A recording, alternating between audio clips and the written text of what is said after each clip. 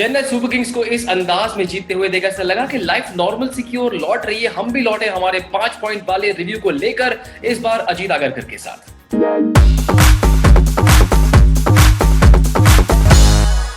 Chennai super Kings की गाड़ी अब ऐसा लगता है कि पटरी पर आ चुकी है, रफ्तार पकड़ रही है। प्लेऑफ का जो चौथा स्पॉट है उसके लिए स्पर्धा, कंपटीशन, लड़ाई बहुत तगड़ी होने वाली है। लेकिन अजीत, हमारे इस रिव्यू का पहला पॉइंट जाडेजा और करन का ऑलराउंड शो। टीम में 3 ऑलराउंडर, ब्रावो ने भी ठीक ठाक गेंदबाजी की, लेकिन खास मेंशन करना पड़ेगा जाडेजा और करन की परफॉर्मेंस का। रन बनाए विक्टेबिली, वॉर्नर और बेस्टो की, इन दोनों के चलने से एक अलग रिदम नजर आया चेन्नई सुपर किंग्स के ओवरऑल परफॉर्मेंस में।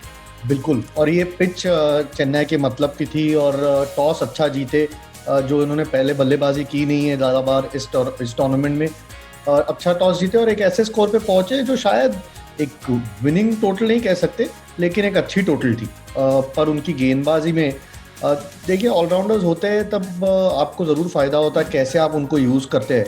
और आज दोनों अगर बल्लेबाजी देखें और गेंदबाजी, महेंद्र सिंह धोनी की यही खासियत है कि वो एक मोमेंट थोड़ा सा परख लेते हैं, गेम का फील उनको है, और जब कंडीशंस ऐसी फेवर में हो तो गेंदबाजों का इस्तेमाल सही समय पर और सही गेंदबाजों का इस्तेमाल करते हैं। तो बहुत अच्छा परफॉर्मेंस, चेन्नई को ज़रूरत थी कि अच्छे परफॉर्मेंस की, ना कि केवल एक जीत की, बट एक अच्छे परफॉर्मेंस की। और जडेजा और Karan of course star performance. Right, Dhoni की कप्तानी की थोड़ी सी और हम विस्तार से चर्चा करेंगे, क्योंकि टॉस जीता, बैटिंग की चावला के रूप में 7वां बॉलर, लेकिन सैम करन को ओपनिंग करवाने वाला फैसला जो था उसने हम सबको पॉजिटिवली चौंका दिया। और एक मूव कितना कुछ बदल सकता है किसी भी T20 टीम के लिए, आज ये साबित हुआ।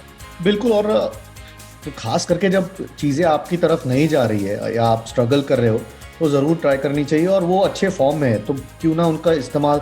थोड़ा सा सरप्राइज था कि वॉटसन नीचे आए, बट एक दूसरी एक सोच होगी कि वॉटसन स्पिन को भी अच्छा खेलते हैं, तो राशिद खान के खिलाफ अगर रहते, हमने देखा कि 2 बड़े छक्के लगाए उन्होंने राशिद खान को, तो वो भी शायद एक सोच हो सकती है। लेकिन सबको सरप्राइज किया, और एक लेफ्ट हैंडर जब लेफ्ट राइट कॉम्बिनेशन होता है तो गेंदबाजों को थोड़ी ज़्यादा मुश्किल हो जाती है। तो अच्छा डिसीजन, बहुत ज़्यादा रन तो नहीं बनाए, लेकिन एक छोटा सा जो कैमियो था, फैफ डु प्लेसी फेल होने के बावजूद जो सैम करन ने खेला, उससे बहुत फ़र्क पड़ता है टीम में। 160 प्लस करने के लिए आपको स्टार्ट की अच्छी ज़रूरत होती है, और वही चेन्नई सुपर किंग्स को मिला। तो शायद आगे चल के भी यही रणनीति अपनाएंगे, लेकिन कंडीशंस देख के। वैसे फाफ डु प्लेसी के बड़े परफॉर्मेंस के बिना सीएसके का जीतना ये एक और अच्छी खबर है, लेकिन वॉटसन को आज नीचे भेजा गया। 35 पे 2 का स्कोर था जब राइडो और वॉटसन साथ आए, और 81 रनों की साझेदारी। उनकी प्रोफेशनलिज्म दिखी, और आज ऐसा लगा कि उनकी एक्सपीरियंस का निचोड़ देखने को मिला इस मैच में। जानते थे बहुत अहम मैच है टीम के लिए।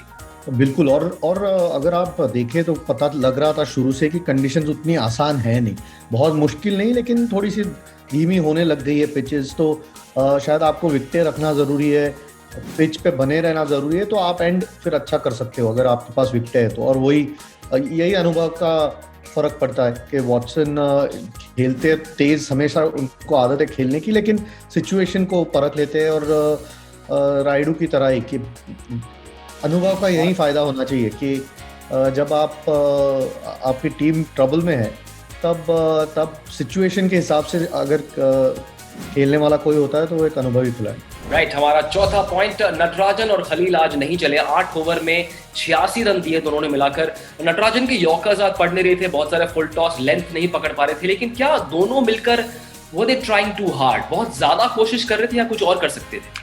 नहीं, देखिए, आई थिंक नटराजन शुरू में एक स्लोअर बॉल या लेंथ करने की कोशिश कर रहे थे। उनकी स्ट्रेंथ है यॉर्कर। महेंद्र सिंह धोनी को समझ सकता हूँ, महेंद्र सिंह धोनी यॉर्कर अच्छा खेलते हैं, तो उनके खिलाफ लेंथ शायद अच्छी, हमेशा अच्छी, एक अच्छा प्लान होता है। लेकिन बाकी बल्लेबाजों को अगर आपका यॉर्कर अच्छा है तो सेफ गेंद है डालने के लिए, अगर खास करके जिस तरीके से उन्होंने किए, खराब नहीं, मुश्किल समय होता है। शायद वो आखिरी ओवर जो था वहाँ खलील के यॉर्कर्स गिरे नहीं जडेजा को, और जडेजा इस वक्त अच्छे फॉर्म में है तो उसका पूरा फ़ायदा उठाया। तो ज़्यादा हाश होना नहीं चाहिए गेंदबाजों पे, T20 क्रिकेट में होता है। ज़रूर डेविड वार्नर चाहते होंगे कि 160 से अगर कम में रोक लेते तो फ़र्क पड़ जाता चेज़ में, लेकिन अच्छे बल्लेबाज थे आपके सामने, तो कभी कभी थोड़ा, और आप मार्जिन ऑफ एरर इतना कम हो गया है खास करके यॉर्कर में, और जो पीछे की तरफ खड़े रहते हैं बल्लेबाज उनके लिए, कि थोड़ा सा भी अगर आप मिस कर गए तो इस वक्त पावर हिटिंग इतनी अच्छी है खास करके लोअर ऑर्डर में कि गेंदबाजों को मुश्किल हो जाती है। वैसे एंड में जो जीत का मार्जिन सिर्फ 20 रनों का था, विलियमसन थोड़ा सा अकेले पड़ गए और ये हमारा आखिरी पॉइंट है। 39 गेंदों में 57 रन, एक और बार लोअर ऑर्डर की कमजोरी एक्सपोज हुई। जैसे राइडू वॉटसन के साथ आए वैसे इनको किसी का साथ नहीं मिला। हमने देखा है इस टूर्नामेंट में सनराइजर्स कितना डिपेंड करते हैं अपने दो टॉप ऑर्डर विलियमसन पे जरूर, और मनीष पांडे गलती कर गए। जब आप विकेट खोते हो तो हमेशा मुश्किल होनी है चेस करने, और वही हुआ कि विलियमसन सपोर्ट था नहीं उतना और कंडीशंस मुश्किल होते जा रही थी। तो अगर आपको 10, 12 या 14 रन एक समय पर पहुंच गया था प्रति ओवर अगर करने हो तो आपको बड़े शॉट लगाने पड़ते हैं, और अगर पिच में बॉल या गेंद थोड़ी फंस रही हो तो वो बड़े शॉट लगाना उतना मुश्किल हो जाता है। एक सुपर पारी हमने देखी, अनफॉर्चुनेटली सनराइजर्स के लिए उनके साथ कोई खड़ा नहीं हुआ, नहीं तो शायद ये आज मैच जीत जाता। चेन्नई सुपर किंग्स के लिए तीसरी जीत, 8 मैच खेल चुके हैं लीग स्टेज में और 6 मुकाबले बाकी है। रेस टू द टॉप 4 बड़ा ही इंटरेस्टिंग होने वाला है, लेकिन देखिए हमारी इस रेस में हमें थोड़ा सा पॉज लगाना पड़ेगा। फिलहाल thank you Ajit for joining us on T20 time out. ESPN Cricinfo पर रिव्यूज का सिलसिला जारी रहेगा।